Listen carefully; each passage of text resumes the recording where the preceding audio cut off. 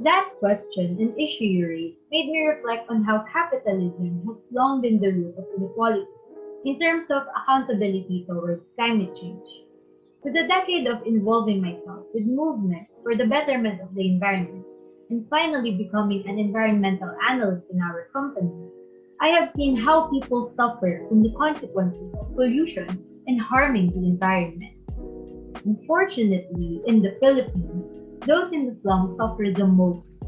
Filipinos who are in the lower classes of society are the ones who ironically experience the detriments of climate change more, even though they only contribute the bare minimum percentage of emissions compared to the affluent who are usually businessmen. It's like we're riding a seesaw in the midst of a fire.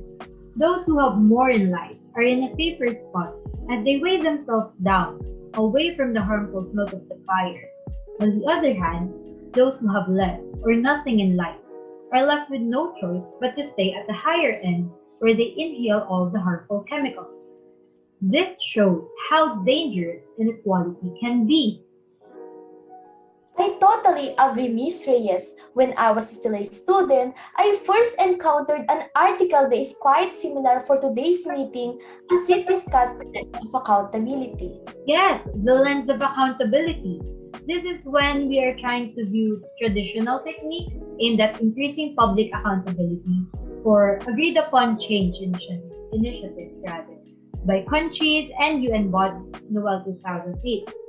One of my colleagues gave a lecture series about this, and I admired her for helping people, especially students, to reflect on the importance of holding each of us accountable for what we have done to the environment.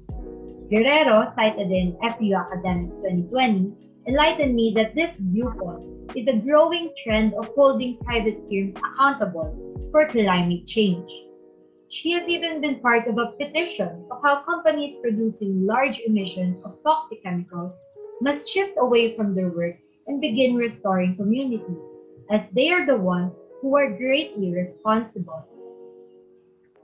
Especially in the Philippine society where manufacturers are fond of using single-use plastic and containers in packaging their product. They do not even spend a few pesos to contribute to the proper waste disposal of their products.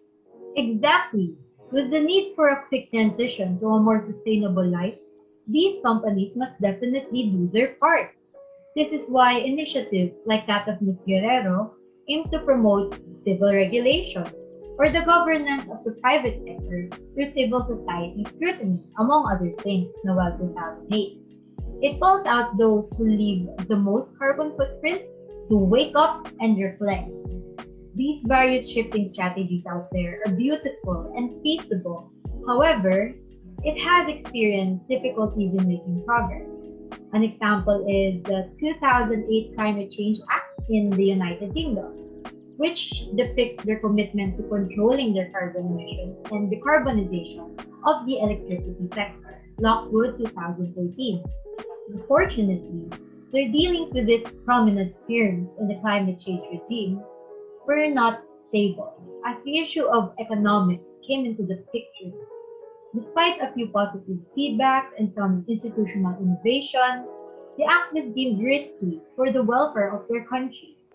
This is what Guerrero mentioned in her talk about how it is ironic that the very entities that endangered our lives and our surroundings are also the same entities that we are used to living with daily.